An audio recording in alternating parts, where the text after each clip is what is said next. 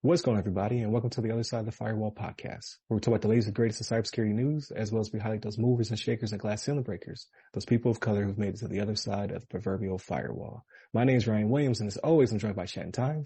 What's up? What's up? What's going on? And welcome to Wednesday's episode. So Wednesdays are our discussion. So Monday and Tuesday are topics. This past Monday, if you're listening in chronological order, real time, I guess you could say, we discussed how a school district, Minneapolis School District was the victim of a pretty bad ransomware attack, and kind of the fallout from that, and then potential like just PII, PHI, and just kids' psychological reports being leaked. It's horrendous. So definitely tune in for that one if you have not already. And then Tuesday, we discussed a report from the CSO, so businesses detect cyber attacks faster despite increasingly sophisticated adversaries. So definitely tune in for that episode. Just kind of talk about the arms race between the good guys and bad guys as we now see it. And now today we go through our discussion. So without further ado, I give it to Shannon. All right, everybody. This one's from CIO Economic Times, right? So on CIO.com. And the title of this one, this kind of plays into one we did last week, right? So Microsoft to skill 100K, it says, young women in cybersecurity by 2025. So, they announced a new initiative, right? New partnerships under its Ready For, with the number 4, cybersecurity program in Asia to skill and certify 100,000 young women and underrepresented youth in cybersecurity by 2025. So that is, to me, that is a rather aggressive timeline, which I'm not complaining about, right? So that means you really gotta put the time into it. You gotta put the money behind it, which we know Microsoft has, right? Like, one of them $1 trillion companies, you know what I mean? So they got it, you know what I mean? Put it out there, but 100,000 by 2025. Very, very good goal. So what they're saying is that the new partnerships are going to enhance opportunities for employment in cybersecurity, fill the talent gap, and build a diverse cybersecurity workforce, right? So we talked about this before. So the female cybersecurity workforce, it's only about, I believe it's 25% female, right? When females make up a little over half of the population in the world, right? So, the opportunity for women to work in cybersecurity, it's there. Like, it's enormous. It can be filled, right? And Microsoft is making it happen. So they're doing public-private partnerships, right? And they're going to provide access to industry recognized cybersecurity, foundational, intermediate skills and certifications for groups that are, they say, traditionally excluded populations, right? So, 75% of the individuals in this program are going to be women that they're trying to get to go for this, right? So they started this program ready for cybersecurity in 2022, right? So they're saying from the start of this program to 2025, they're looking at 100,000 women they're trying to get into this career field, right? So they've already done 19,800 of them, right? And they're providing 18,300 cyber skilling initiatives, right? So, they're putting the money where their mouth is, right? So, they've already, put things out there to where, they have minorities. We talked about them doing it with minorities. We talked about them doing it for women. So putting the money where their mouth is always what we talk about, right? And they do have it. So this employment opportunity, right? They call them underserved youths in their pilot year. So they want 3,500 learners, and they're expected to undergo training and receive internship or employment opportunities in the cybersecurity field. So the internships, now, some of them are paid, some of them are not, right? So it's one of those things where, the military does this as well, right? Before people get out, they have these opportunities where they set them up, with different companies, to kind of learn some things, right? So, this is a good way to go about doing things. Like, even if it's one of those things where it's like they do it and they decide it's not for them for whatever reason, I mean, at least you're giving them the opportunity, right? That's what you want to do.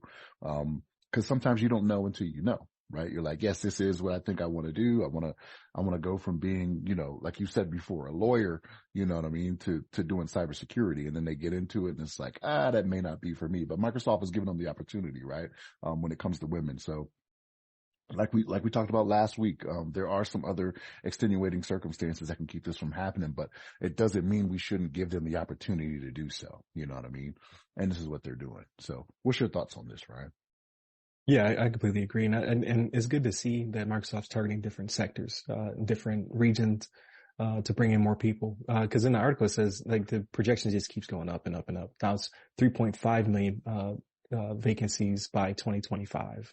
It just seems like, that it's inexhaustible, right? Like no matter how many people we put in the pipeline, there's always going to be vacancies, which is good in this case because, that 100,000 isn't taken away from anybody. There's plenty of opportunity, to bring in more people. Like you say, oh, well, they're not targeting my demographic, but I mean, there's still so much space, that you shouldn't have any issues. Nothing's being taken from a particular group. If anything, more opportunity is being given to all groups.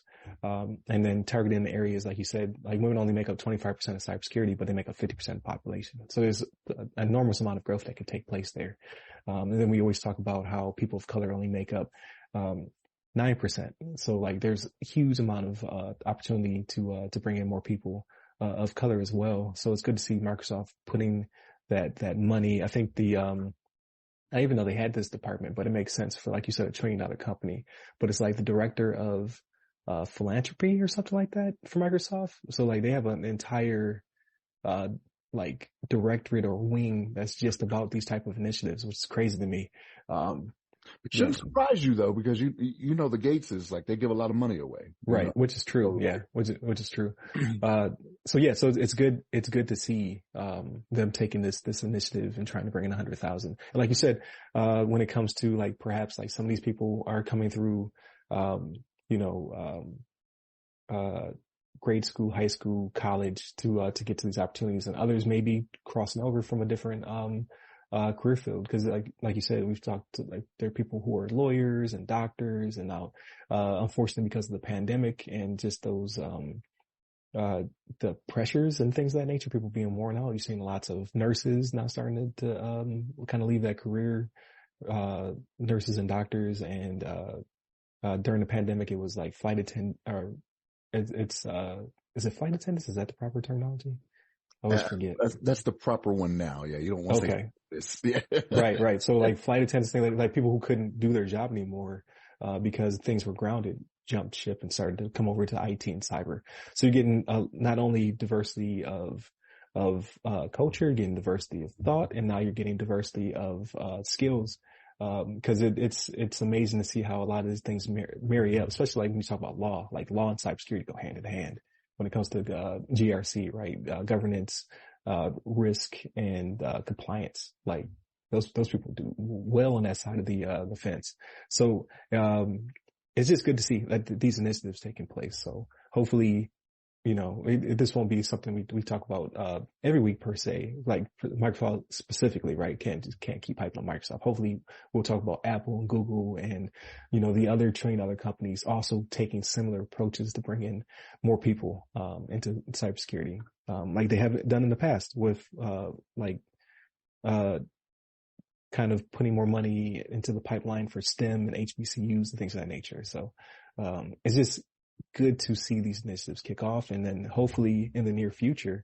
So like this is an initiative for 2025. We talked about the ones for HBCUs being like 2024 through 2027. You'll start to see this huge growth in the industry, and filling some of these gaps. So, because we had, I think it was like 2 or 3 weeks ago, maybe a month ago, we talked about the Air Force and their investment in HBCUs and trying to bring in, more people into, specifically it was like, cyber and aerospace. It was like some kind of crazy high tech combination there. So, shout out to the Air Force for doing something like that within the HBCU community, right? So, a lot is being done. So I would say in the next 5 to 10 years, the results will be, amazing. So, and then we just shut down the podcast. Like we'll be like, hey, listen, we don't need to do this anymore. Like, look, you see the diversity? You see this? And inclusion. But, no, like there's always room for growth. Things will, always continues to progress forward. So we'll be here. We'll be here through, 2055. Talking about these initiatives. And then we can talk about how, inclusion for, AI as it becomes sentient and takes over. So that will be a thing. By 2055, I'll also be talking to people about, kids being on my lawn at that point. You know what I mean? That's very true. We should see kids today with their hoverboards, real hoverboards, not the ones. Right. Right. Exactly. Hopefully by then we got at least have a flying car by 2055 on the streets, hopefully, safely. But yeah, definitely continue to tune into the podcast. Please like, share, subscribe, all that good stuff. Listen to us on Mondays and Tuesday for our topics. Wednesdays, our discussion. And then Fridays, which will be the next episode if you're listening in order, everything else. So non-cyber related movies, books, games, all that good stuff. Tune into the websites that go by our name. And you can hit me up personally. I am at RY Security Guy. That's RY Security Guy on LinkedIn, Clubhouse, and Twitter. Stay safe, stay secure.